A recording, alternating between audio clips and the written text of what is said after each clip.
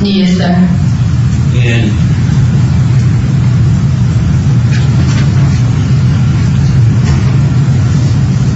at the time you went outside to start the car, can you tell us what you did when you walked out the door, and where did you go, and what happened? I walked outside and I was over to the car and I heard some noise in the bushes. I thought it was a deer, so I jumped in the car, and then that's when he came and ran up to the car.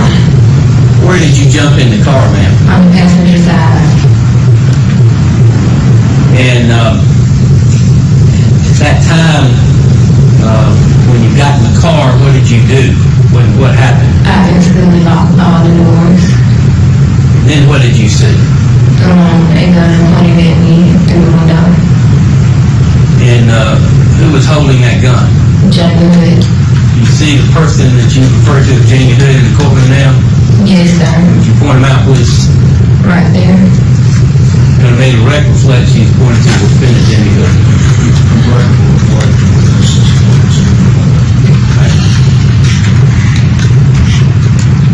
And ma'am, at that time, what happened?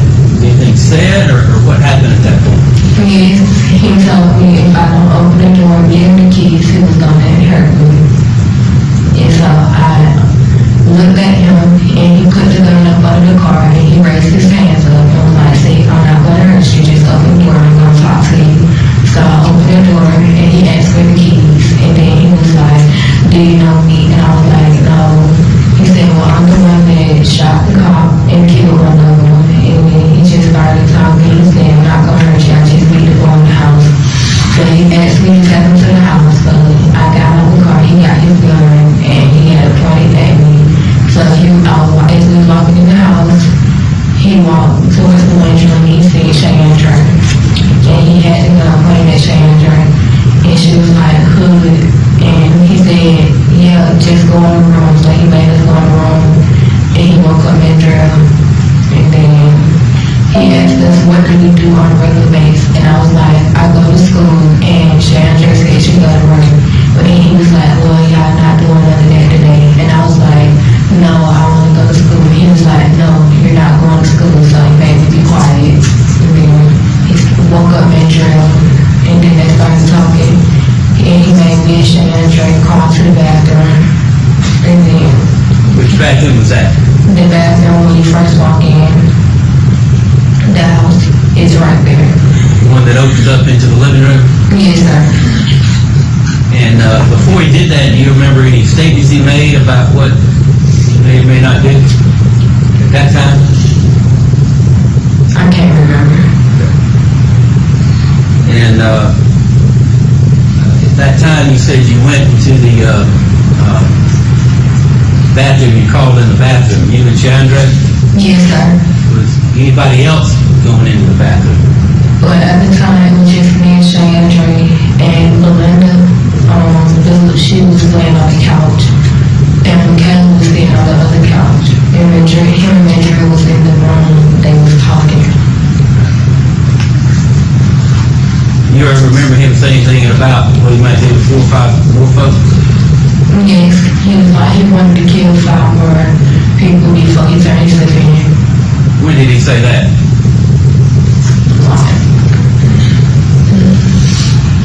In the middle of the day, like around 12, I believe.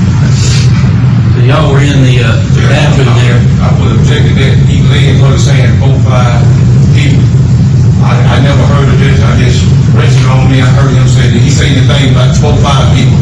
And she said, yes, he led her to say that's misleading. And I asked that to be strict because he said she did. Now, what leading, she basically answered the question, she explained what it is that she heard. Y'all were in the bathroom. Did Mandrell come in the bathroom at some point? Yes, I think he got them talking to Madrid. Could you hear at all what they were talking about? No objection. That's a discovery violation because it ain't no way discovery that I'm supposed to be the best under 4 or 5 people. He's saying stuff like he had to discover. He said that his own mouth, so that's a discovery violation. Ain't in there. Yeah. That's not a discovery violation, and we take this up outside the presence of the jury, but I would object to speak to the objection. Overruling the objection. But it ain't in discovery. Overruling the objection.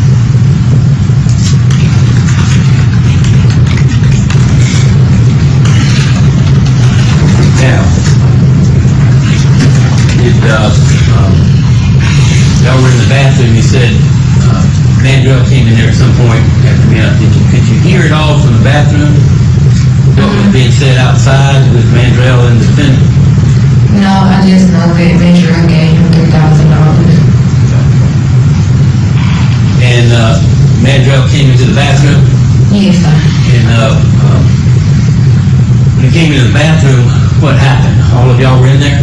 Well, just me, Mandrell, and Shay and Jerry, and then Jim Hood came in the bathroom. He was like, who is that sitting on the couch? And Mandrell was like, that's my mother-in-law. And he was like, oh, I'm so sorry that she's here and all that. And then she was like, there's a baby right there. And we was like, yes, that's Shay and Jerry's baby. And he was like, okay, give them in here. So when we got in there, he went and barricaded the house. How did he do that? He moved up, he took the couch and put it on the front door. Then he went in the room and put the bed on the window. He covered all the windows and he made sure all the doors was covered up where we couldn't get out. And, did y'all remain in the bathroom at all? Yes, we stayed in the bathroom till about 1 or 2. And then, at some point, did you go somewhere else? Yes, he made us call to Shay and Drake and Mandrell room. Was that the back bedroom? Yes, sir. And, in there, how was that, what did that room look like? You indicated barricading. What did that room look like? The mattress was on the window. And that's it. It was on one. I think it was on 2 windows and the 2 windows sit right by the side of each other, so the whole mattress covered both windows. And, did you remain in there pretty much the rest of the day, or did you come out at some point and go to another part of the house at some point? We stayed in there until, well, we really stayed in there about the whole day. And, what was, Belinda like at that time? She was still crying and upset. And, this go on for another day into the next day on Friday? Yes, but everyone they had calmed down because more people had came. And who are the other people that came? Chandra and Quentin, and then Terrence, Marky, and then Ronaldo Willis was the last person. And, during this time period, did it go into the next day on that Friday as well? Yes, sir. And were you in the residence at the time of the surrender late Friday night? Yes. Did you come out of the apartment with everyone else? Yes, sir. Okay. And before all that, do you remember basically there being phone calls to the police department at all? Yes. At any point during that time were you ever put on the phone? Yes, sir. And did you speak on the phone either to the police or to some other folks at that time? I know I spoke on the phone, but I don't think it was the police. I think he called. I don't know who he called, but I just know I spoke on the phone. Yes, yes, ma'am. Okay. Now, during that time, did you ever hear him making statements about Omari Ray? Yes, sir. What do you remember him saying? That he killed Elmer because he wouldn't give up where King was. And did he talk to you about how he did that? He didn't talk to me, but he was talking to the other dudes out there, and I heard him. What did you hear him say? That he went to he went to Elmer's house because he wanted to find King. But Elmer wouldn't tell him where King was, so he was like, he was gonna kill Elmer. And Elmer said he was gonna call his mama. So So James was like, oh, you finna cry. So he started screaming for his mom, and James said he shot him, and then he started screaming again, so he shot him again until he stopped screaming, and then he ran off. And you remember him saying anything at all about Don Brooks? Yes. What do you remember? Did he speak to you, or you just overhear that? We was all in one room, and he was talking about it, that he kidnapped Elmer. He kidnapped John. And do you remember anything about how he said he did that, or why at all, or do you know? No, sir, I don't remember. And do you remember him saying anything at all about the officers at all? Yes. What did he say that you heard? That he didn't try to kill Buddy Christian. He wanted to kill Tony Hart because Tony Hart was a nasty dude, and he killed his brother. He said Tony Howard killed his brother? Yes, sir. And what did he say about the other officer? Buddy Christian? Yes. That he didn't mean to kill him.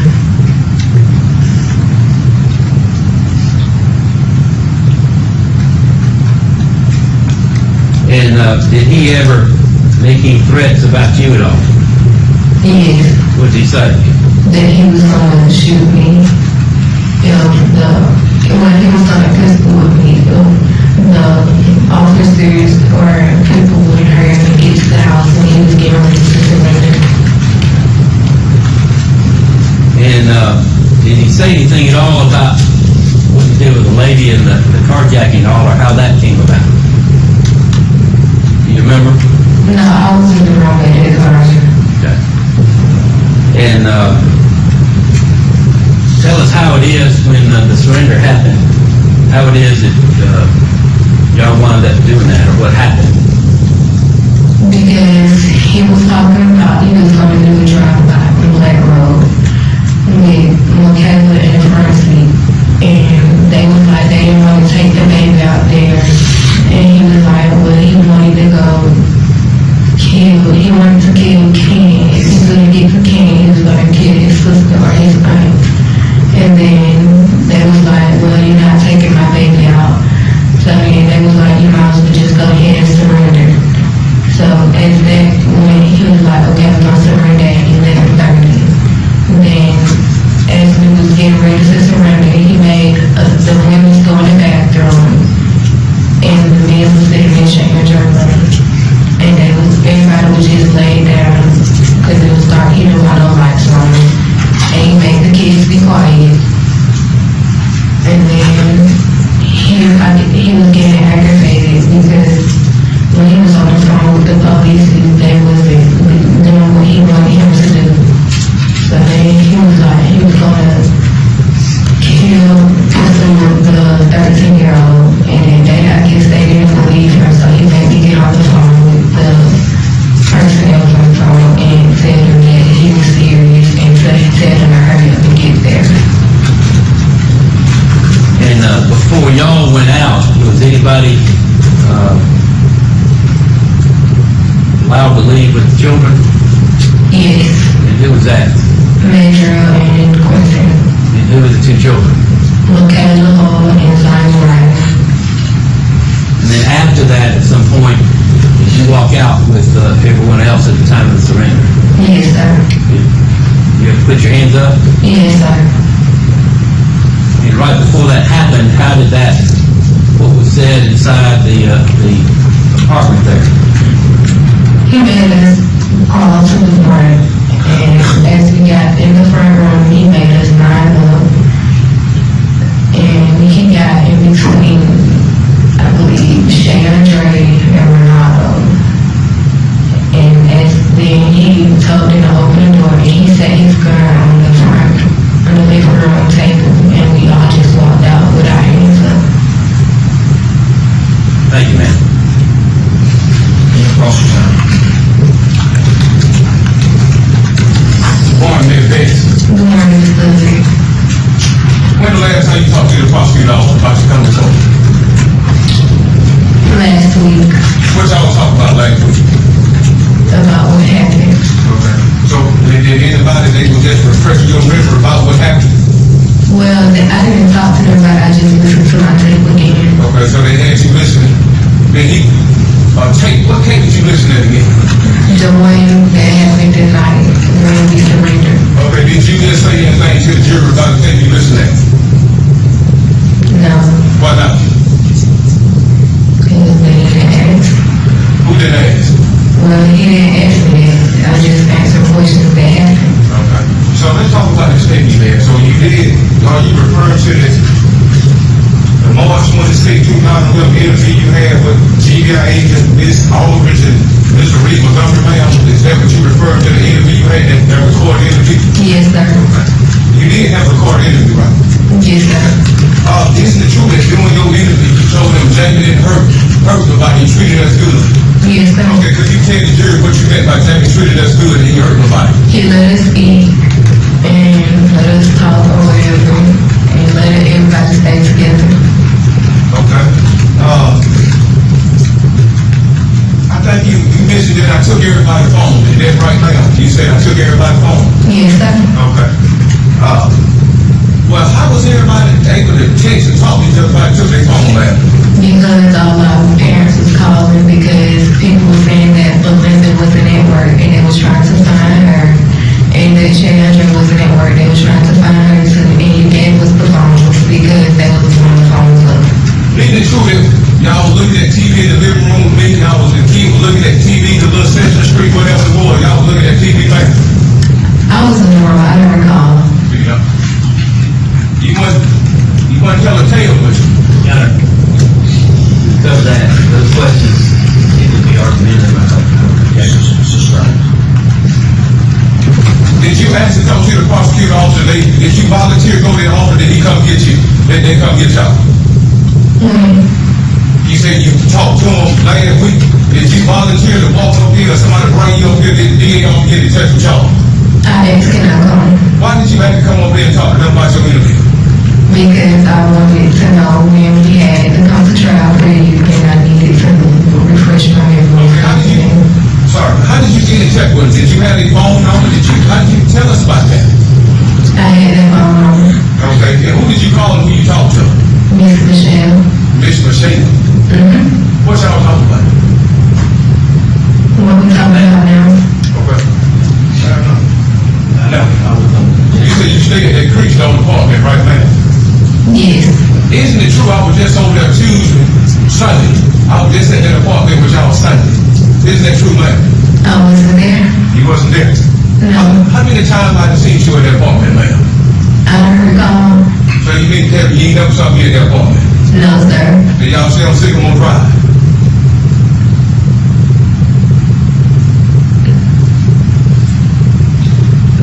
Possibility, but I don't remember.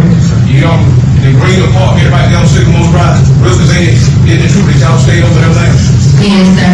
Okay, isn't it true that you saw me at that apartment before, man? No. But you were staying there with me. She got the green. When I came, it was like the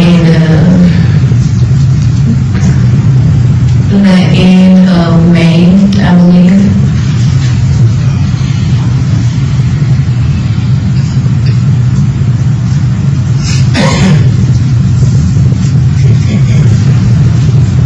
Isn't it true that during your interview you told the agent that y'all don't know Jackie, the people in the house that don't know? Isn't that true? I said I didn't know you.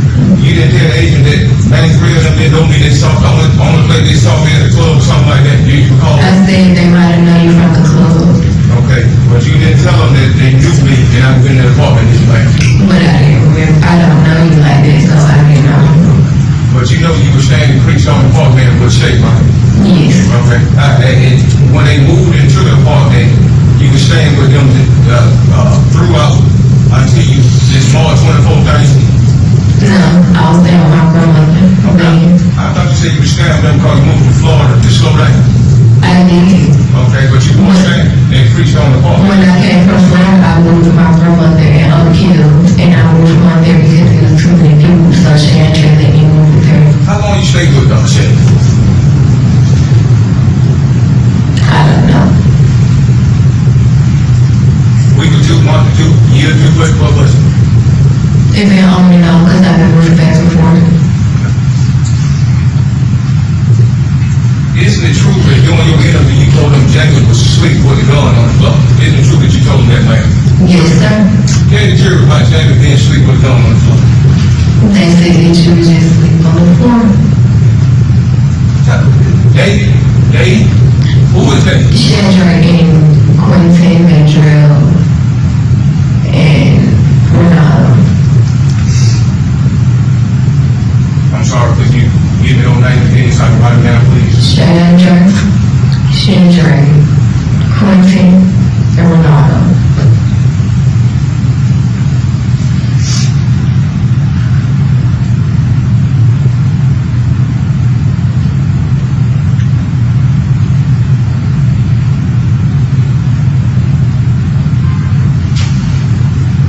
They didn't try to get that gun while I was asleep on the floor. They didn't talk about getting the gun while I was asleep. What they did talk about was putting some drops in your trunk and letting everybody leave.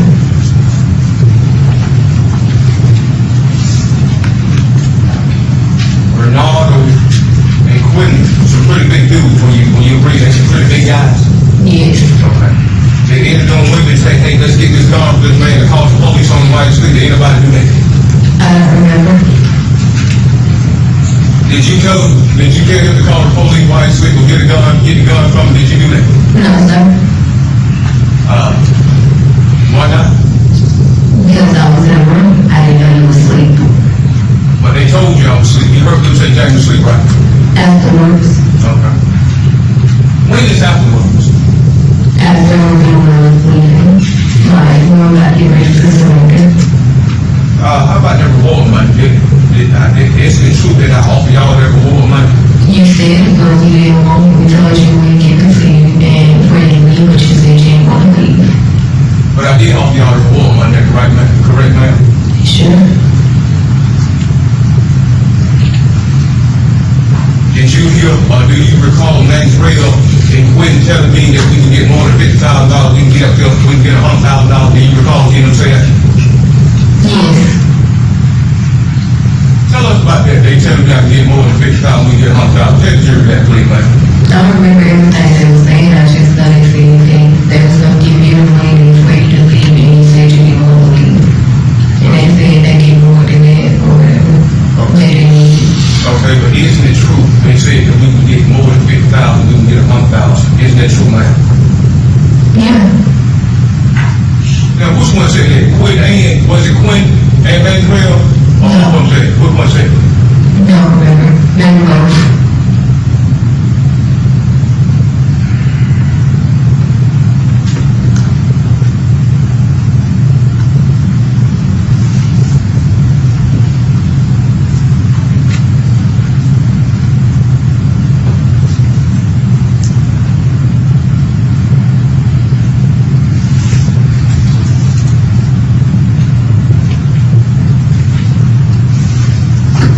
Ma'am, how many people left their house to come back?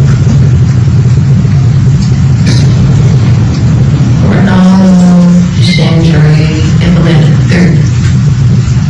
Is it true that Quentin left with Chandra, Quentin and Chandra left? Is that true, ma'am? Oh, yes. Where did they go? I don't know.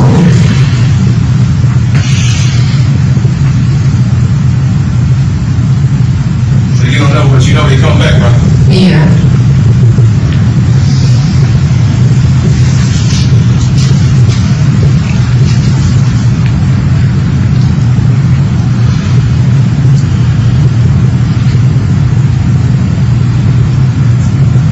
During your interview, I noticed you told the agent that you didn't see me doing any cocaine. Isn't that right? Yes.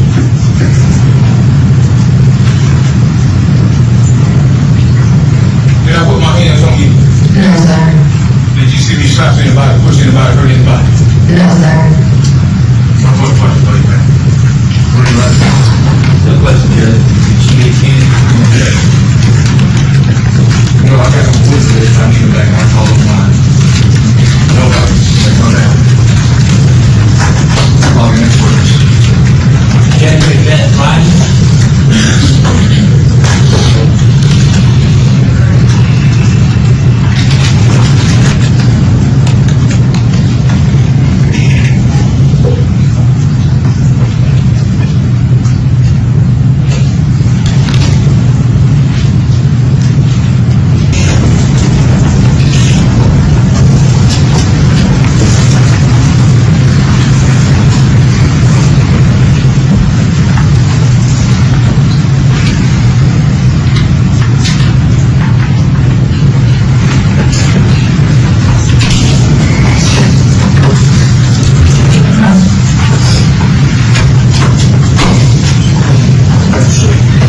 Sir, would you raise your right hand?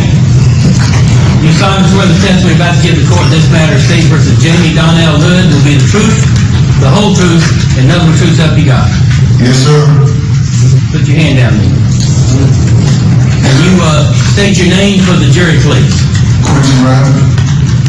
And how do you spell your first name for the court reporter? Quintin. And sir, right now, are you incarcerated in federal prison? Yes, sir. Are you awaiting sentencing? Yes, sir. And were you brought back to come testify in this particular case? Yes, sir.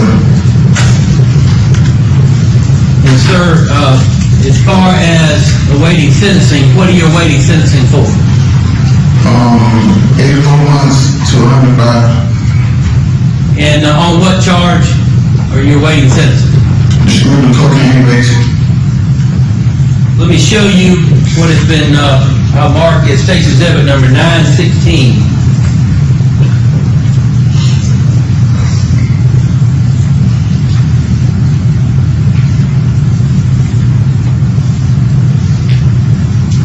Did you see that, or do you need to turn the pages down?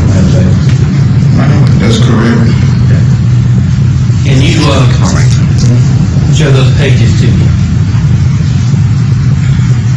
916. Yes.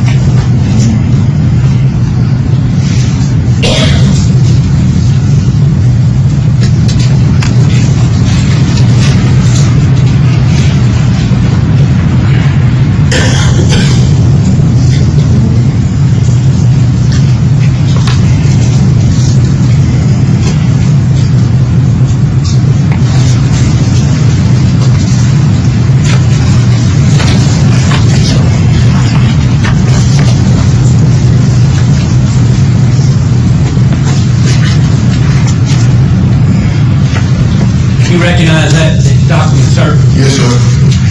Is that the indictment and the plea agreement, and other court-related documents related to your federal case? Yes, sir. Now, at this time, I would tender State's Exhibit 916 into evidence. No, sir, Your Honor. And with that, Mr. Ryder, did you plead guilty to count 3 as part of the plea agreement? Yes, sir. And as part of that, you're to receive a sentence at sentencing of anywhere from 84 to 105 months? Yes, sir. And how long have you been in federal custody, sir? Since June of last year. June of 2014? Yes, sir. And what were you originally arrested for before you went into federal custody? Violation of parole, with federal firearm, and possession of cocaine. And after that, the federal charges were made against you, is that correct? Yes, sir. Now, how old are you, Mr. Ryder? 34 years old. And where did you grow up? Athens, Georgia, on the east side of town. What high school did you go to? Steve Show. And let me ask you, do you know Chandra Beth? Yeah, that's my wife. And when were y'all married? 2013. That was in July? Yes, sir. You and your wife have any children at all? Have 2 children. And what are their names and ages? Zion Ryden, he's 5 years old, and Quincy Dean Ryden Jr., he's 3. He's 2. And when did you and Chandra meet? First of 2009, And how did y'all meet, sir? through my best friend, Mandrell, and his girlfriend, Shay. And Chandra and Shay are sisters. Yes, sir. And through all of that, did you wind up meeting Belinda Willoughby, who's also known as Belinda Willoughby Village? Yes, sir. Did you get to know her now husband, Ronaldo Village? Yes, sir. Did you know Jadon Brooks at all, sir? No, sir. Okay. Did you ever know of him at all? I know of him on the streets, you know.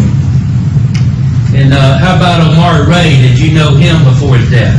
Yeah, same, just through the streets. Okay.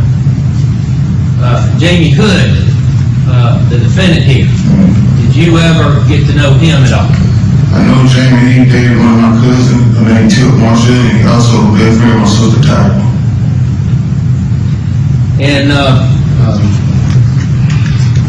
prior to March of 2011, when was it you got to know him or see him at all at some point? In 2011, Prior to that? I stayed on River East, somebody's house. Jane got his pink blood stuff. We don't go around a couple times in the car stuff. Now, let me ask you, that week of beginning Monday, March 21st, particularly March 22nd, that Tuesday, did you hear that week at some point about what they've had in the Jadon Brooks and to the officers at all?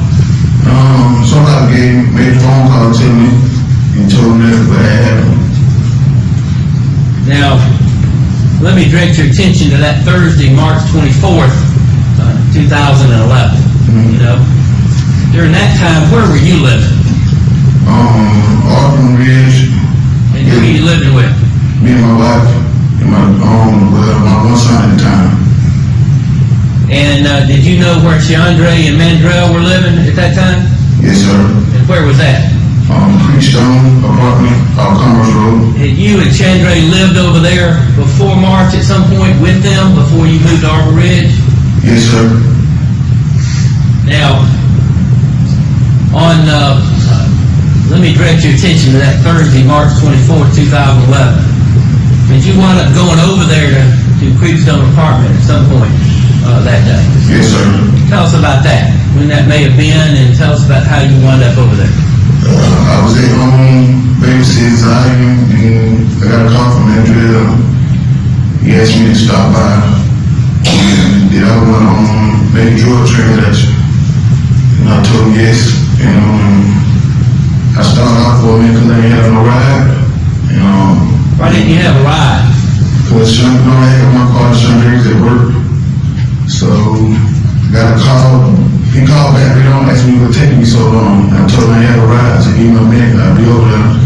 So another one of my friend guy by the name of Joshua Smith came by and picked me up and gave me a ride at Mandrell's house. And I knocked on the door. Mandrell came over the door. Once I got in the house, I shot my car seat down. I had my baby in and shot the door back. When I turned around, that's when I seen Mr. Hood standing up. Let me go back a second. When you got over there, a person named Joshua brought you over there? Yeah, Joshua Smith. And when he brought you over there, he just dropped you off or did he stay? He just dropped me off and left. And did you have your son Zion with you at that time? Yes, sir. And was he in some sort of a carrier or car seat? In the car seat. And is that how you brought him in the car seat, or did you take him out of the car seat and I loaded him up in the car in this car seat with the seatbelt on. when you got over to the apartment, did you just pull the car seat out and take him in? No, I towed the whole car seat in with him in it. I see. And when you went to the door, do you remember if the door was locked or whether it was unlocked? It was locked, 'cause I had to knock on the door. And when you knocked on the door, did somebody open it at all? Yeah, manager came open. And after opening the door, you went inside with your son Yes, sir. and closed the door. Yes, sir. And at that time, you said you did what? I turned around, to lock the door back, and once I turned back around the face, from the door, then when I seen Jamie Hood stand up on the chair. Is that the defendant sitting here in the courtroom? Yes, sir. And what did you say or he say at that time, if anything? When I got there, he was like, what's going on? Come over here. Take the baby back up to the bedroom, and you come back to the living room. Did you see any kind of weapon at all? Yes, sir. What did you see? Like a chrome, I guess a chrome 40 with a black helmet. And did he have it? Yes, sir.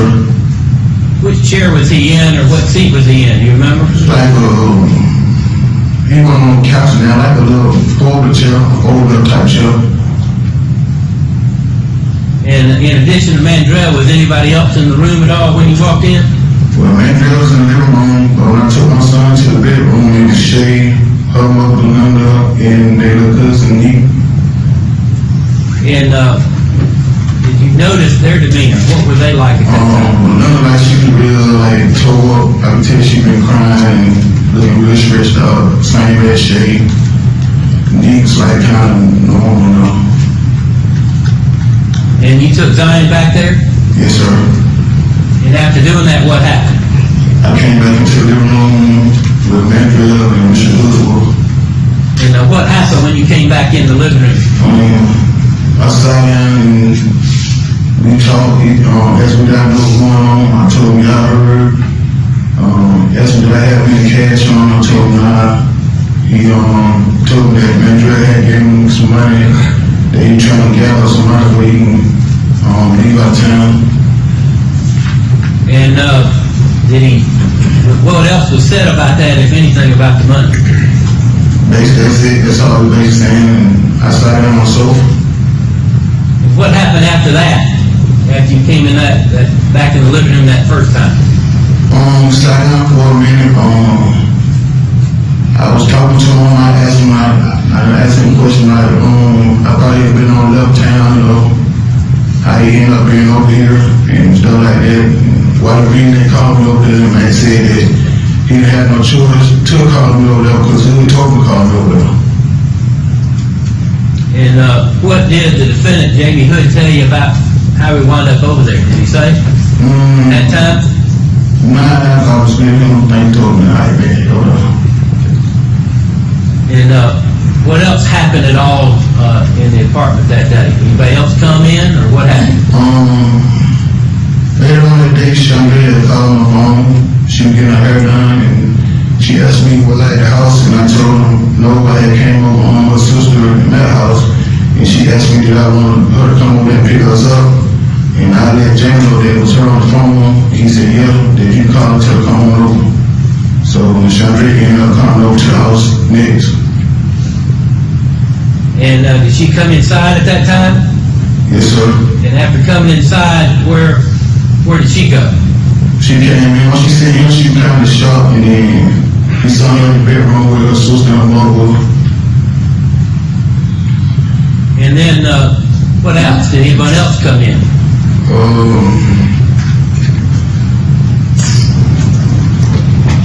That next person was Terrence.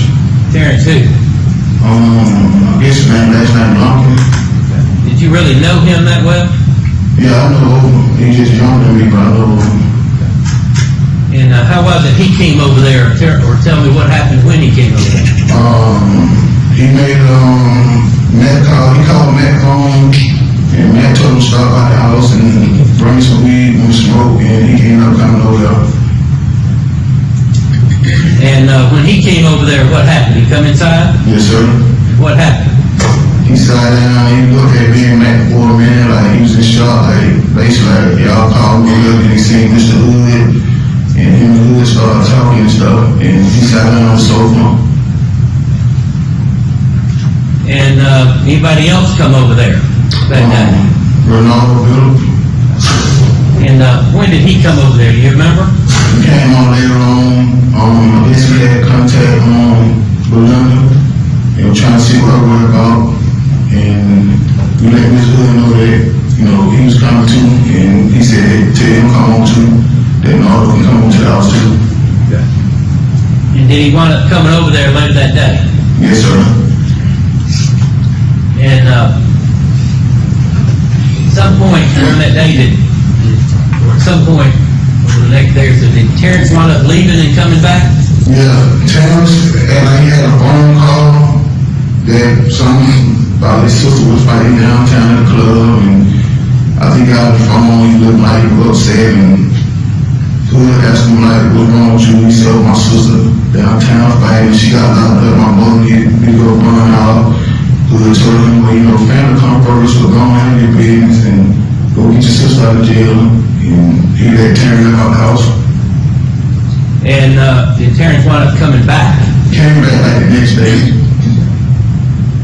And, after coming back the next day, did he wind up leaving at some point after that? Yes, sir, he left again.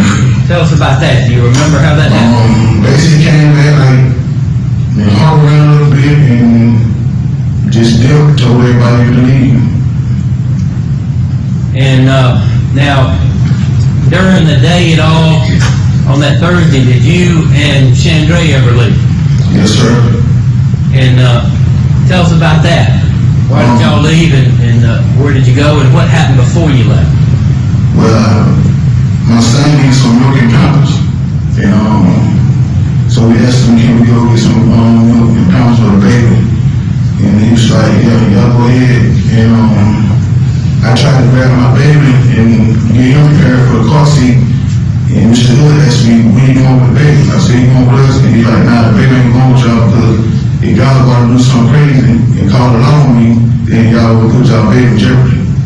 So he didn't let the baby go, me and Chandray, so me and Chandray left off and went to the apartment on our own and left our baby behind. Did he say anything at all about y'all getting anything at all while you're out? I think stopped by and I grabbed some Popeye chicken. He said he was hungry and went to the Popeye and got some chicken for him.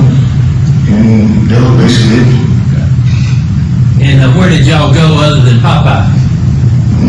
Just to our apartment and then started Popeye and came back. And at some point, did you ever have any powder cocaine? Yes, sir, we did. How did you come to that? The first that's when I said that when drug called me, said they had a drug trade, that's what the reason he go to the house, and I had cocaine with me. And did that ever come out at all? Yeah, I brought the cocaine out. And what happened with that? It sat on the coffee table for a minute, and on through the day, as they were going on, he asked me, can you do something? So I made him some lime, and then he made me smoke some with him, so both of us used it. And who is he? Mr. Hood. And do you know when that was during the day? I can't remember the day, what time it was, but it happened later on now. Was it that Thursday or the next day on Friday, or do you remember? The next day, probably on Thursday. The next day would have been Friday. So do you think it was that Thursday, the first day, or the second day? It wasn't the first day, so the second day. Now, at some point, were you and Mandrell allowed to leave with the children? Yo, when you called, when you had Normal call and said, hey, ready to give yourself up, he sent everybody to the bedroom. He was going to let the women go out first, and then he just had to change the plan. And said, I'm going to keep all the women, I'm going to let, Mandrell leave out the kids. Did he say why? I don't know why, he didn't say why, but they just went and change the plan. Now, during this time at all, did you ever hear him make any statements about the officers at all?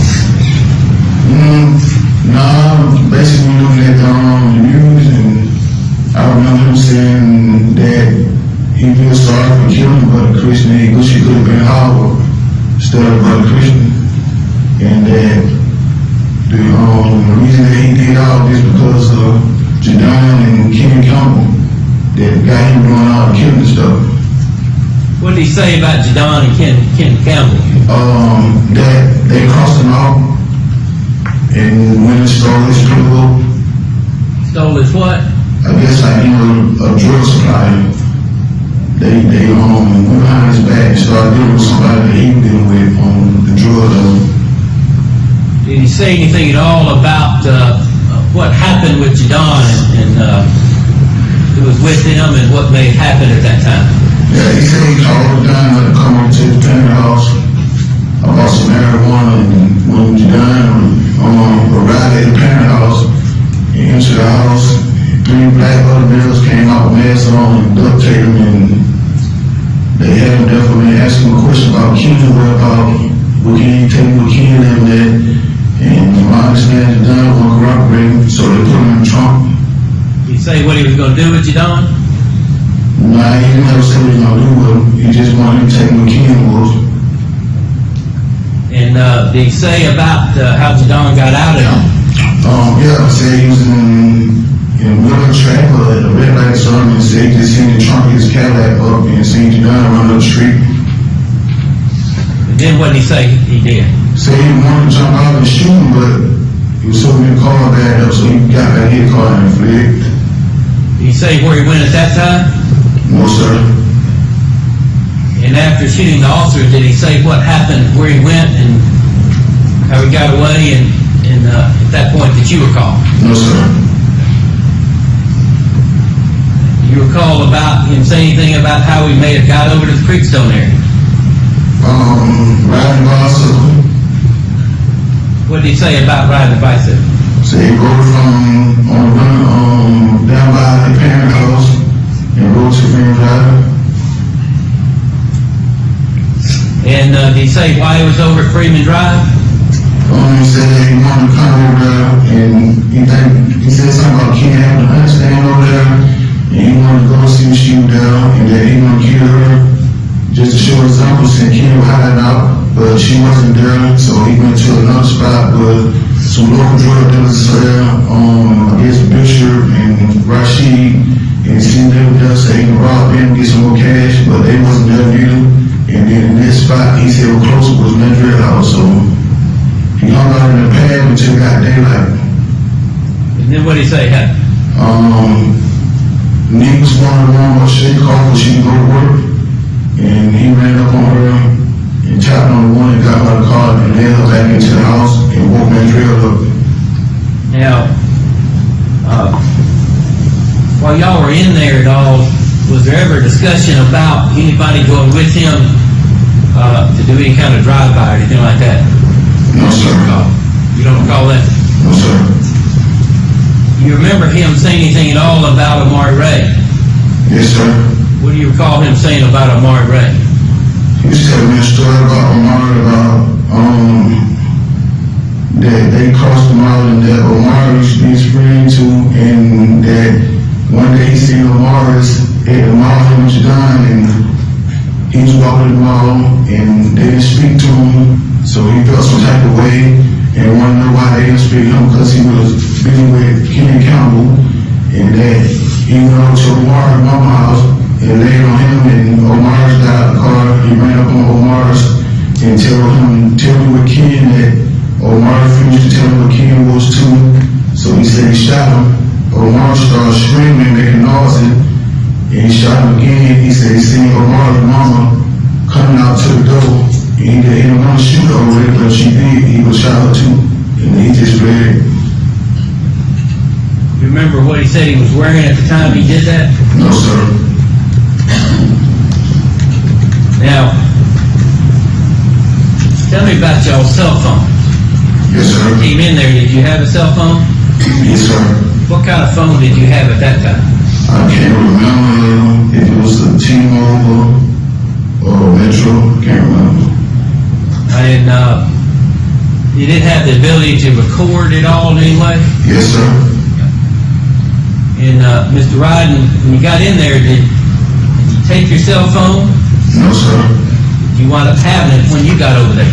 Yes, sir. Did anybody wind up calling y'all at all during this time while you were over there? Later on that night, when he was ready to turn himself in, we got a phone call from Sean Brown. And once Sean Brown called, he gave the phone to Keanu County. And did you hear that conversation? Yes, sir. And was the defendant Jamie Hood part of that conversation on the phone? Yes, sir. And what did you hear of that conversation? I heard him. Kelly asked him, why did he do that to Omar? And he said, the reason I did it, because your bitch ass was hiding out. You got Omar killed because I couldn't find you. And did you hear any more of that phone conversation or with Kenyatta Campbell or anyone else? Yeah, they were all back and forth through the phone, him and Kim like they fucked up, and just they just having a turn right back through the phone, and they had a conversation. Now, during this time that you were there on Thursday and Friday, did you record any of the statements he made on your phone? Yes, sir. Tell us about how you did that. I sat down and we was talking out, and I was asking him questions about the gun and why he did it, and he was going through the motion and stuff, and he broke down and asked me, he said, y'all want to know that they tried to pay me $25,000 to kill your two homeboys, and I'm like, who? He's like, Richard and Chris Thompson. And I said, who's trying to pay you $25,000? He's like, Kim was trying to give you $25,000 to kill them because some that he thought that they had killed Omar. He said, but I killed Omar, so that's why I didn't do it. So I guess Kim was trying to pay him some money to kill one of my other two best friends. Because the word on the street had them think that they killed Omar. And he said that I killed Omar, and then I went and did Paul right here in criminal. And he said I was standing behind Ken the whole time, saying to myself, you next. That's what the defendant was telling you? Yeah, that was what he said. And I recorded all on the phone. After that, you started recording? Yes, sir. How did you do that physically with the phone? I would act like I was just looking at something, and I put it on record, and I laid the phone on the coffee table, started asking questions. How did you lay it? Did you lay it up or down? Down. Why did you do that? Just in case he wanted to see me scream and get up and see that I was doing something. And were you able to record every single thing or just portions of it? It was just like a portion of the phone, like when you record, it'll start on its own, and you had to start to record back again. And did you do that a number of different times? Yes, sir. And after you were released, was that phone that you had seized by the police department? Yes, sir. And were those recordings downloaded by the police department? Yes, sir. And have you listened to those recordings since then, sir? Yes, sir. Let me show you what's been marked as case exhibit number 917.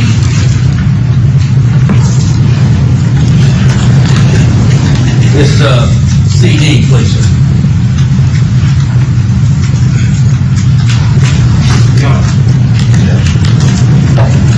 I object to this hearsay. This phone record, this related phone call, Mr. Reed is hearsay. Number one, cause I never said this. I got this CD after I started representing myself 3 years later. I didn't know nothing about it. Now that's a speaking objection. I would object to Can I finish? Your objection is hearsay. Is that correct? Yeah, but I'm not finished explaining for the record. I want to do it for the record. That's all I need to hear is the objection is hearsay. Okay, so I can explain why. When I got it 3 years later and all this whole mess. That's correct. Under 24, 801, 802, this is not hearsay, it's the defendant's statements, and therefore does not constitute hearsay. Objection's on the roll. Looking at that CD, case exhibit number 917, you recognize that particular CD, sir? Yes, sir. And, did you listen to that CD? Would you let him look at it again, ma'am? Did you listen to that particular CD in my office this morning, Yes, sir. in the conference room downstairs, Yes, sir. with my investigator? Yes, sir. And after listening to it, did you basically put your initials and the date on there? Yes, sir. That's the exact CD that you listened to? Yes, sir. And does that CD fairly and accurately reflect the phone calls that you recorded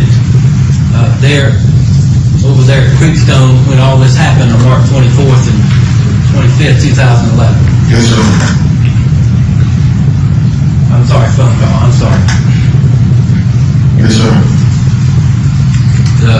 Not the phone call, but the statements that you recorded on your phone Yes, on sir. those 2 days of March 24th and 25th, 2011. Yes, sir. And there appear to be any additions or deletions or changes at all in any way No, sir. in our tender station exhibit 917 into evidence at this time. I object again, yes, sir. Then for the record. Objection. And I'd like to publish these at this time, Judge, in the manner that we discussed. Different phone call. And I'm going to play one, stop it, and have you tell us what was said in play. Okay? Yes, sir.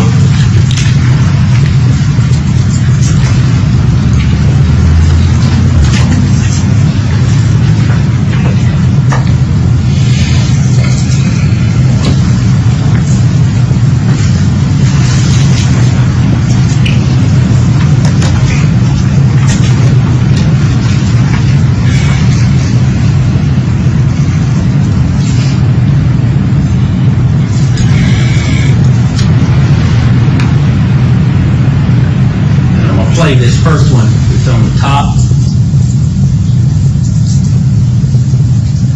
And on that one, I don't believe there's anything, but I'll play it just to show that.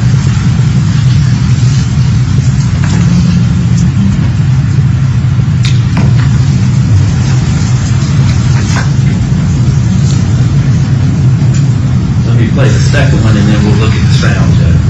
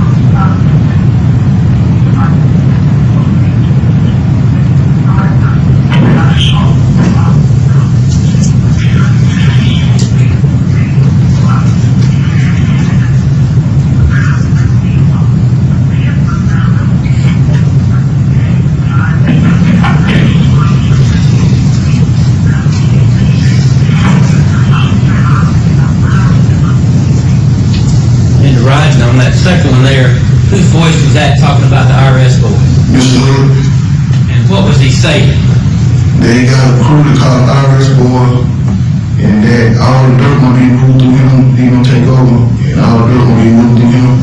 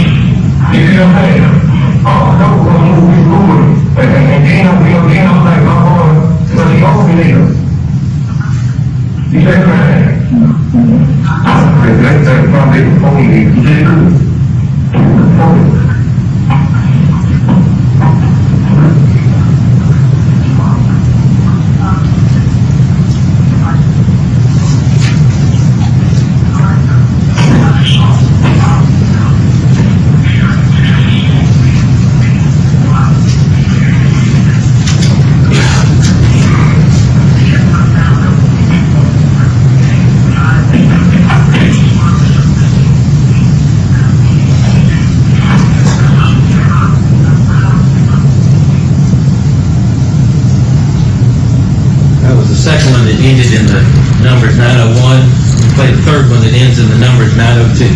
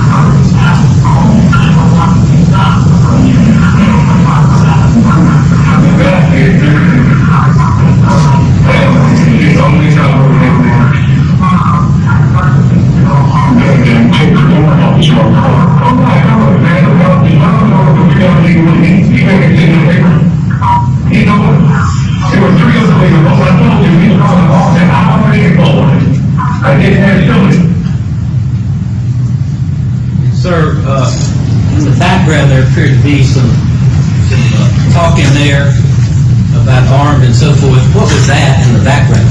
There was probably us talking, asking questions, but my understanding, he said, you gotta know he had 3 masked men with him called the RS boys.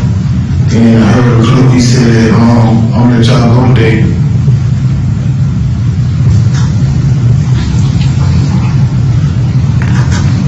Was there any kind of news, TV on in the background at all? Yes, sir, we watching the news the whole time was in the house.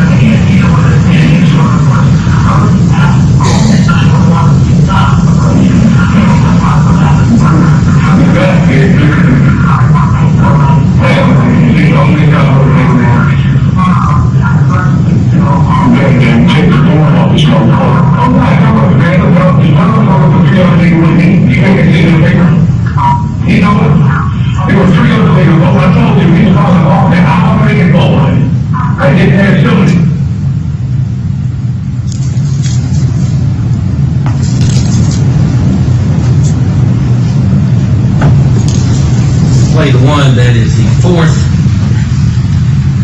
on the list here, ending in prefix 903.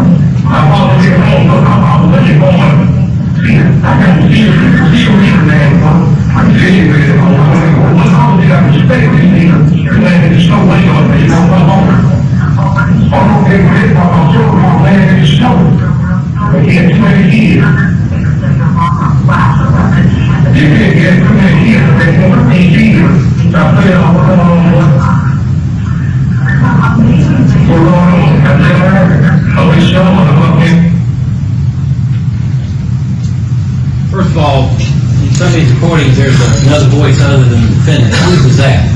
What, asking a question? Yes. Me, sir. Yeah. And what was the defendant saying in that particular recording, sir? He said that he had to kill Omar, but he did it, and that he was going to kill his plug. He was laying in the snow on his plug, but the reason he didn't kill him because he had kids with him. He had kids with him?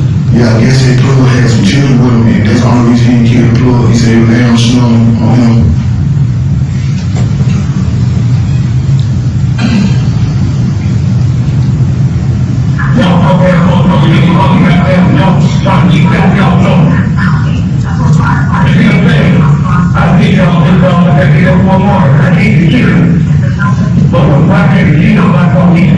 place around the wood or more. Yeah, you know, you can get down together, some of them come back and see them right there on the floor. You know, they put that up there, you want to walk through there, you don't want to put it in the clear. This is clear, you don't got that clear. I walk over here home, look, I'm let it go on. See, I got to see reason that, I'm seeing with it, I'm always got respect for you, man, there's no way on me, now I'm over. I'm over there with it, I'm sure I'm laying in the snow. But he had 20 years. You can't get 20 years, there's no 18 years. I play it all along. We're going on, I'm there, I'll be strong, I'm okay.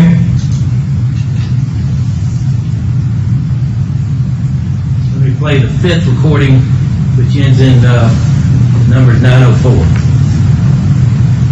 I'm anything, look, they land in the snow, they call it in, they're not getting snow. They go to they ain't that combined. They're still in. And they don't look like they're going to play them. Don't want that. That's the way you got people go over these, work over these. Those are these. Yeah. Oh, I feel kind of sorry for them. They live in the war. You say you don't look big, I got no man on me. You know what he's eating. Come on. No, I mean, you know, you are. Okay, I see the front, I come to this round. I said, we can't be that far, I'm so bad. I'm going to you. And walk me so bad. And you never want to be because you said, you don't see any much like this. That means you got to be running over you and go to the ball. And if you come in, you go on, you can also go to the record. What was he talking about there, sir? Basically said him and another guy basically ran the snow and the kid whoever the plug supposed to be, and that he was talking about Omar killing again too. What was he saying about Amar's killing? That he ran up on without no mask.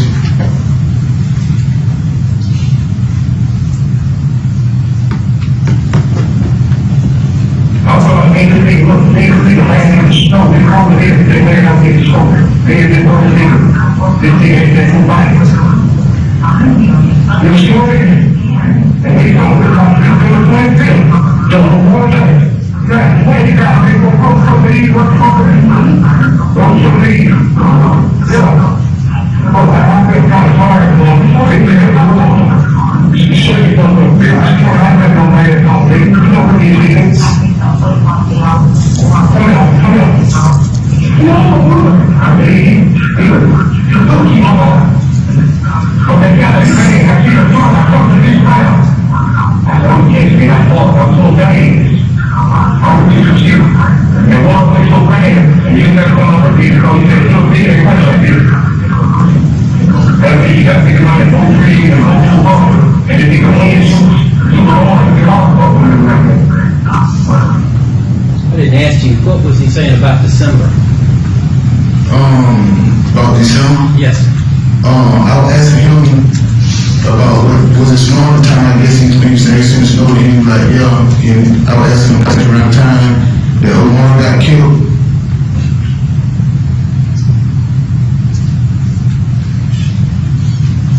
Did it snow during that time that Omar got killed? I can't remember. Let me show you the next track that ends in the number 905.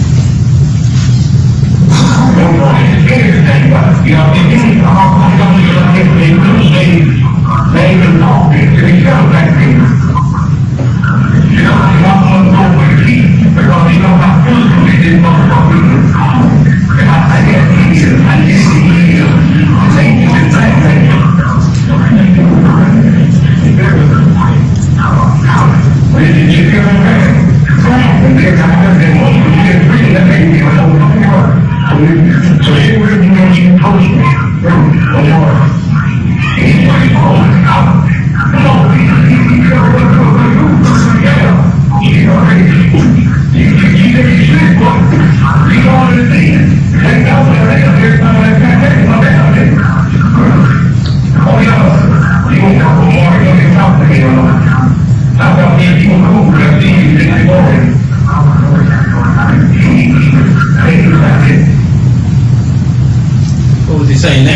I had asked him did Omar really do something to him, and like whatever good part of the crew good for him. And basically saying that Omar started talking to him and stuff, like they had fallouts.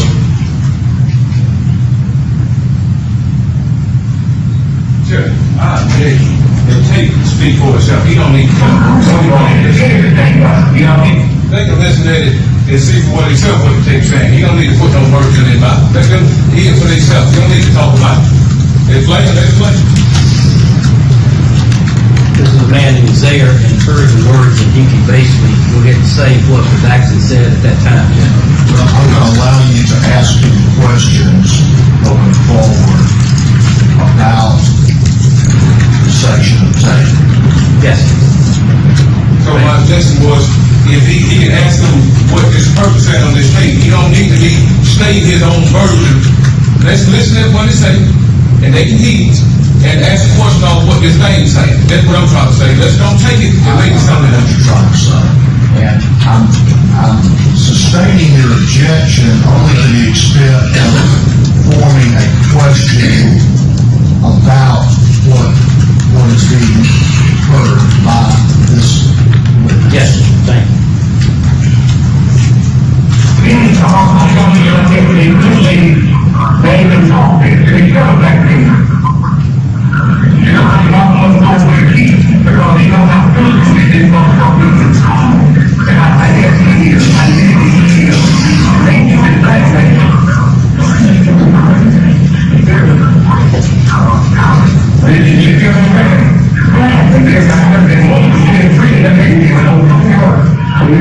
So he really knows you personally.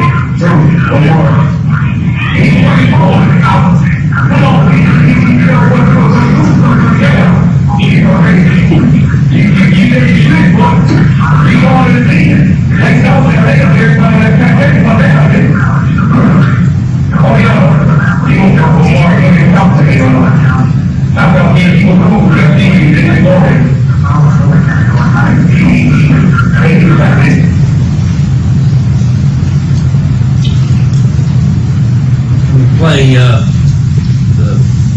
recording that ends in 9:07.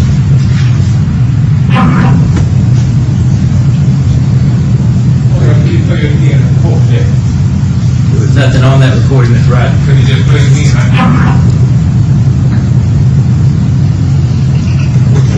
It didn't say it like you said. Well, it just said something. Like I couldn't really hear it because he just played it again. I was able to. What was that? I don't know. That was it. We play what's it's labeled as, it ends in 9:07A.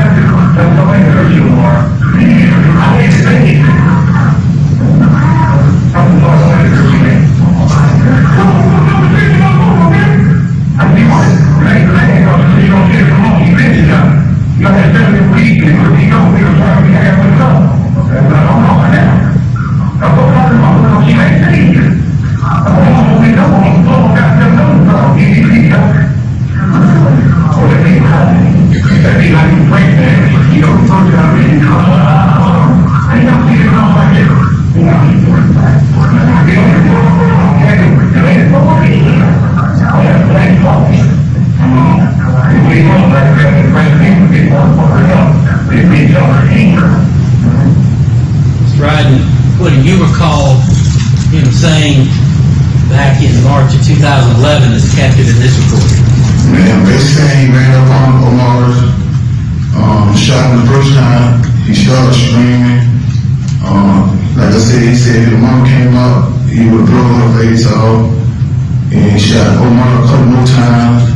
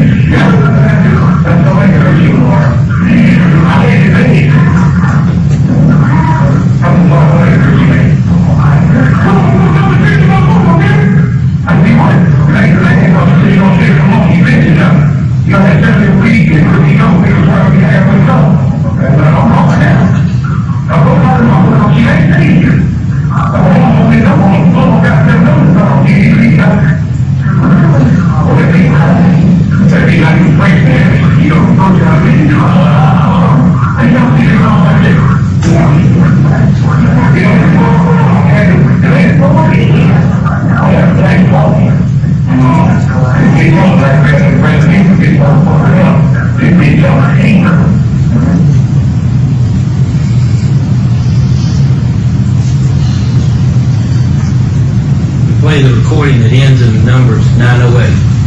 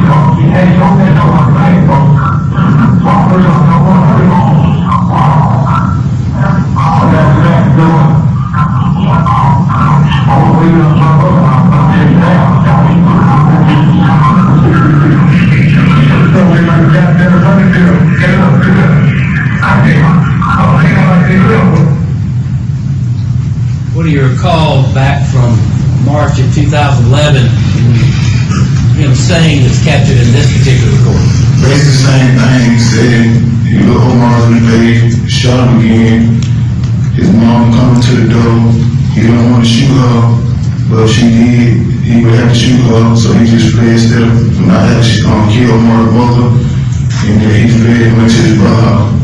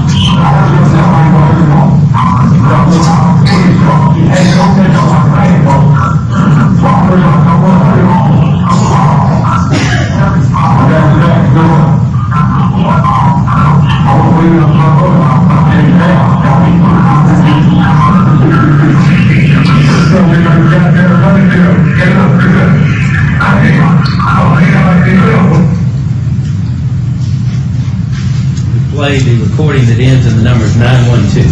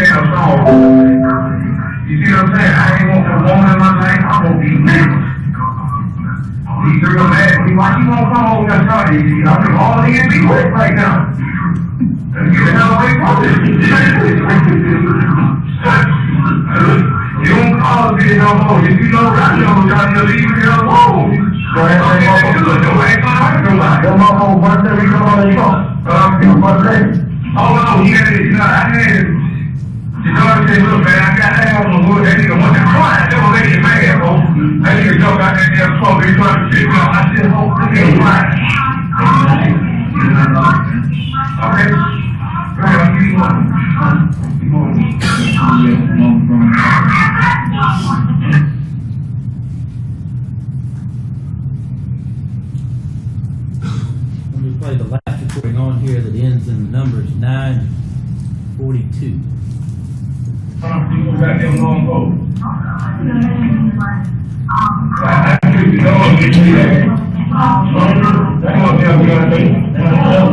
Oh,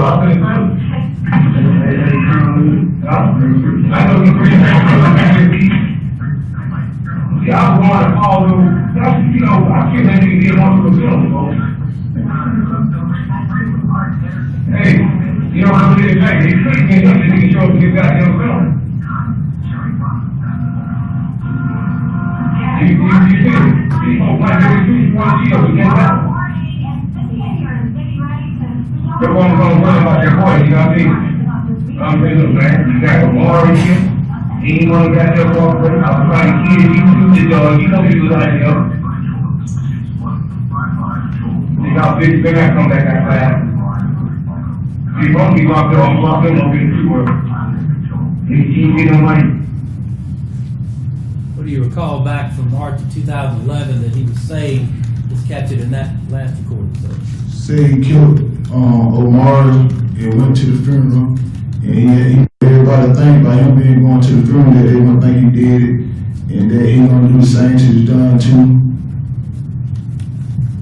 And what do you recall back from March 2011 about Paul Doe that's brought up in this recording?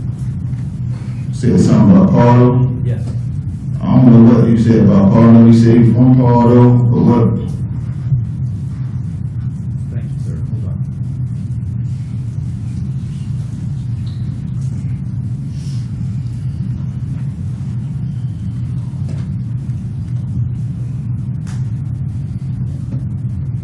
That's all I had here at this time, Jim. Crosses out. On this red, How you doing today, sir? I'm here. What about yourself? I'm here too, sir. This red. Yes, sir. You did a live interview with the news when you come out that house on March 25th, 2011, didn't you? Yes, sir. Do you recall telling the news people Jamie didn't do us no harm? Jamie didn't do no harm to none of us. He treated us like family. Did you tell them that? Yes, sir. That was March 25th, you come out from the alleged hostage situation to it. Yes, sir. Did you have a chance to tell the news folk that you recorded Jamie Hood confessing to kill no more Ray? Did I have a tell again, sir? Did you have an opportunity to tell them news people that you recorded me killing no more Ray? They already had an interview with me before I came out. You see? Okay, but it don't matter. Did you have a chance to tell them that? No, sir. Did you? No, sir. So you mean to tell us, hold on, when did you allegedly record me? When it was over with, before we got there? I recorded like it was in the holiday time. Okay, you said you recorded me while we was in the house the whole time, right? Yes, sir. So before you talked to that news people, you had allegedly recorded me, right? Yes, sir. Okay, so you allegedly done that before you talked to the news people, right? Yes, sir. So you had an opportunity to tell them live on camera, hey, I recorded Jamie Hood confessing to the Lamar Ray murder. Isn't that right? Yes, sir. Did you do that? No, sir. Well, why not? Because that ain't what they asked me. Okay, did you have an opportunity to tell them? Yeah, but that ain't what they asked me to tell. They asked me. Excuse me, what, just a minute. Objection, that you can program. Now, Mr. Ridge, I see you stated, you said you came in and ain't take your phone. Yes, sir. Okay, you stated you put that phone on the coffee table. Isn't that correct? So I can see it. Yes, sir. Well, how in the world you gonna pick up the phone and keep pressing record if the phone on the coffee table? You said say again. Why? Oh, yeah, let me go a little slow with this Mhm. language. You stated that you put your phone on the coffee table. Is that correct? Yes, sir. Okay, well, if you put that phone on the coffee table, I can see it. How did you allegedly record me with the phone on the table and I'm sitting there looking at you? Because I kept on picking the phone up, mash record, and sit back down.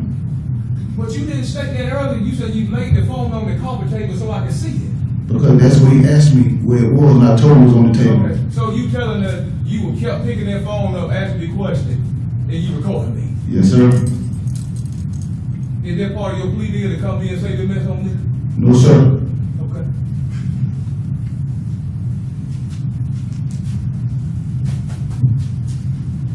Now you had an interview. You had a live interview with Sarah Thomas and Doug Parker on March 25th, 2011. That correct? Yes, sir. Okay. Then you tell them about this delayed phone recording.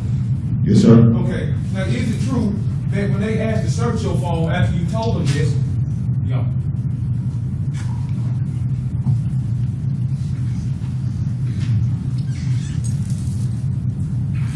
Isn't it true that when you were told them about the delayed phone call, they asked to search your phone and you refused it? Do not remember that. You don't.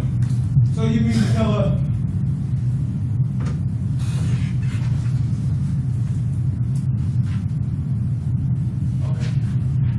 mean to tell us you didn't tell Agent Thomas you refused verbal written consent to your cell phone? No, if I'm not, So, if the agent come here and say the agent lied on you, No, that's not a proper question at all. so, on March 25th, 2011, for the record, you didn't refuse verbal written consent to search your cell phone. That's what you telling the jury. I said I do not remember. Okay, is it possible that it's been so long you forgot? Yes, sir, it could be. Okay, now if you did forget, why when you want the agent to listen to that phone call, that phone, this alleged phone recording, why when you want to listen to that you know about it? They had my policies. Yeah, I'm talking about when they first, March 25th, 2011. Mm-hmm. Okay, did you refuse that verbal written consent? I think He's already asked him that. Okay. Okay, but you agree that you possibly said that you forgot about it? Yes, sir. Now, okay, did you sign, did they get a warrant before they searched your cell phone? Can't remember that either. Okay, but did you tell the agent that you wanted her to get a warrant before she searched your cell phone? Can't remember. Okay, but is it possible it's been so long that you forgot? Could be. Okay, how could you remember certain things, but you remember certain things? What kind of code that you had? Because what type of answer you No, get? that's argumentative, and that's not the case. So, how could you come here and remember certain things today, but when I ask you about the warrants and verbal written consent, you can't recall?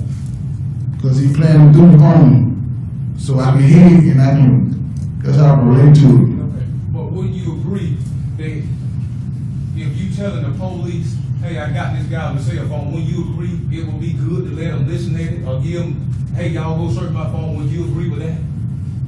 Yeah, I can agree with that, sir. Okay, but you didn't do that. I said I don't know, I don't remember. But is it so long ago that you possibly forgot? Yes, sir. Now, on what day? You also had another interview with, on April 7, 2011, you had an interview with Special Agent Trent Hilsman and Agent Rebecca Shaw, is that correct? Yes, sir. Okay. Isn't that the day they gave you your cell phone back, Mr. Rick? Yes, sir. Now, so from March 25th to April 7th, you didn't have your cell phone, did you? I can't remember. What can you remember? I don't know. Okay. But is it possible it been so long ago you just can't remember? Yes, sir. Okay, but isn't it true they gave your phone back on April 7th, 2011? No, it's been a long time. I can't remember what the date was they gave my phone back. Okay, okay. Mm-hmm. But you remember getting it back during the interview, right? Yeah, I remember giving it back. That was old Agent Hilsman gave you that phone back too. I don't know his name, sir. So you don't know who interviewed you? No, sir. But you do know you talked to them news folks and told them that Jamie didn't do her no harm and treat her like family, isn't that correct? Yes, sir. And you do know that you never did say that to them news folks about you recorded Jamie Hood allegedly saying something about Omar Ray. That's Isn't that already correct? been Yes, sir. What did you and Agent Hilsman and Miss Rebecca Shaw talk about on April 7, 2011? Well, that calls for a narrative, and I would object to it. I want to go into what they talk about. You know, may I be heard on that? Just ask the question. Okay, but I thought in my right, due respect, if you make objection, it's my right to say what I got to say as for the record. I suspect the objection, just ask the question. I just want to fact out. That's all I want. Ask the question. Mr. Rick, do you recall what y'all talked about on April? We talked about everything that happened in the house. Now, I'll make you something. Did Mandrea Hull tell you to record me when I was talking? No, sir. So Mandrea didn't motion to you, hey, hit your record button on me? No, sir.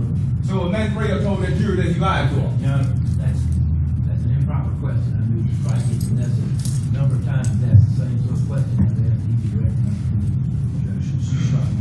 Well, then he The testified. objection is sustained. Ask another question. reason what Mandrill had to testify and tell the jury he told you to That's record. speculation and it's an improper question also. You don't know why Mr. Hood would have told that jury that? That's the same question. And that was sustained again. That interview was recorded. The April 7, 2011 interview was recorded with showing Mr. Hillsman and Ms. Rebecca Shaw. Is that correct? I don't know exactly what day it was on. But do you remember it was being recorded? Yes, sir. Now, so what you told them is on the recording too, isn't it? They asked me about what happened in the house. Okay, exactly. Now, isn't it true that y'all got ready to talk about this alleged phone recording that y'all turned that recording also about them hit y'all? Ask me that one time. I said, isn't it true that when you and Agent Shaw and Agent Hillman got ready to talk about this alleged phone recording that y'all turned that audio off recording also nobody couldn't hear you talk about the phone recording? Isn't that right? No, that ain't right. So I'm lying on you. Y'all I guess you is. That's an improper question. Sustained. I just thought we were here for the truth, Judge, you know. That's another question. So you tell the jury right now, when you and Agent Hillsman and Ms. Shaw got ready to talk about this cell phone recording, they been turned that recording off so we could hear. They didn't turn out those. Wait, there's objections, I believe, sustained. I guess it's a fact to say no, they didn't turn it up. No, they did not turn up.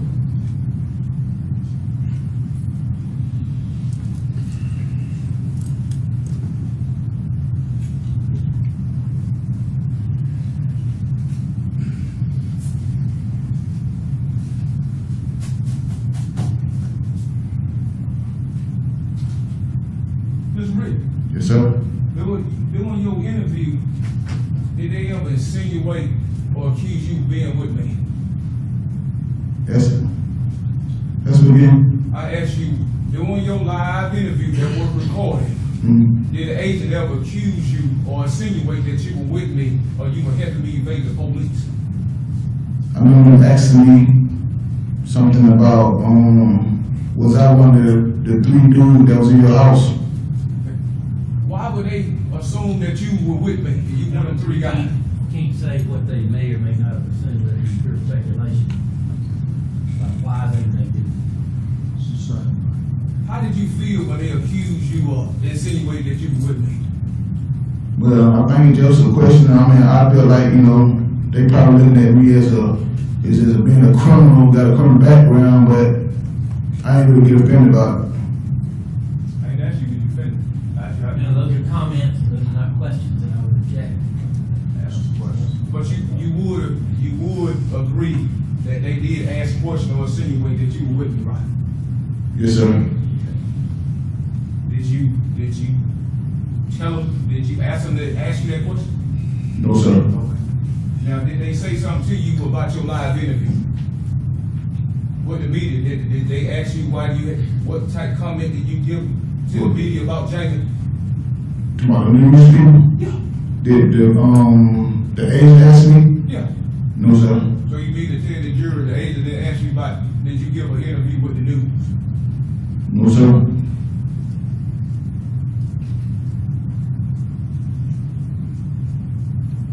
Is it just possible they done you done forgot about it? Now, that's speculation, and I would reject. I will rule object. Is it possible they asked you, dude, you just been so long you forgot it? Yeah, it can be possible. Yeah, it's possible.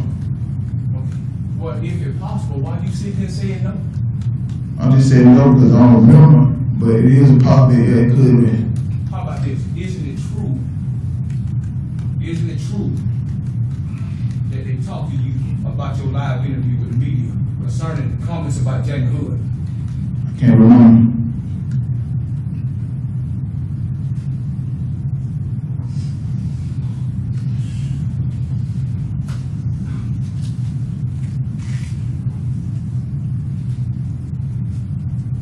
Have anybody ever accused you of y'all helping me evade the police? No, sir. So you mean to tell me ain't nobody on the street or police never insinuated, accused that you were helping me? No, sir.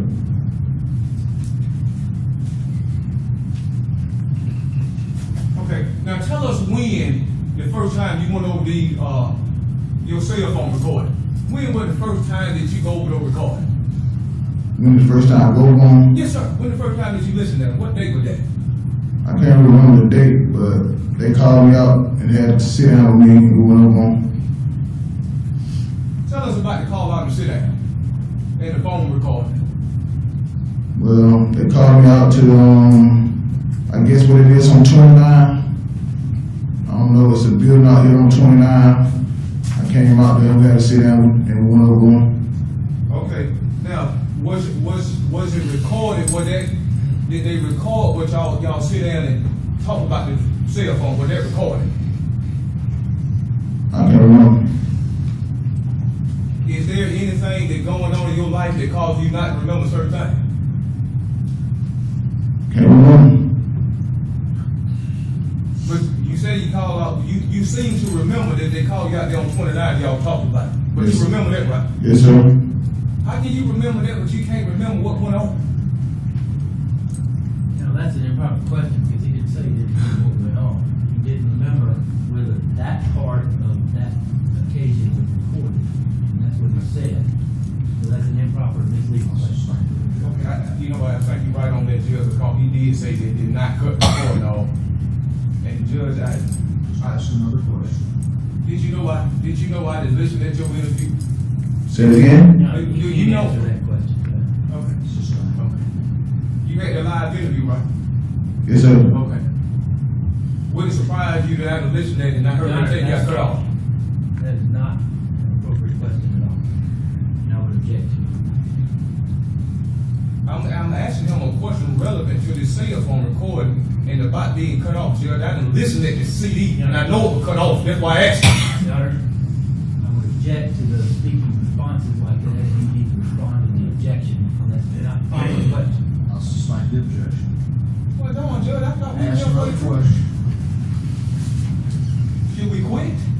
Because I feel like what I'm fighting for. That's up to you. Yeah, but I feel, what is this? You have another question.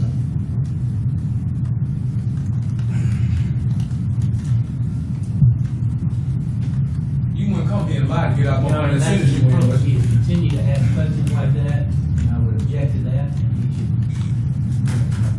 I would ask that Objection sustained. Okay, Judge, but he said he Ask faced the another sentence. Ask another question. Well, Judge, I got a case law that I like to state for the record about the convictions and all that I had.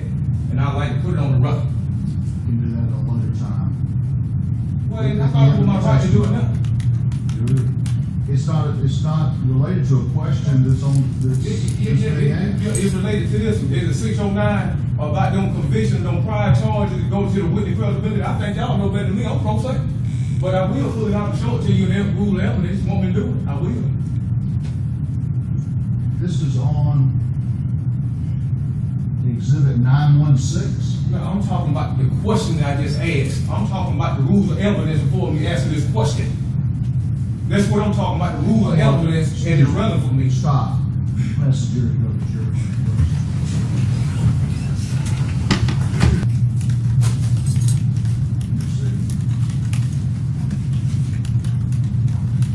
I understood that you wanted to cite me law on the admissibility of exhibit 916.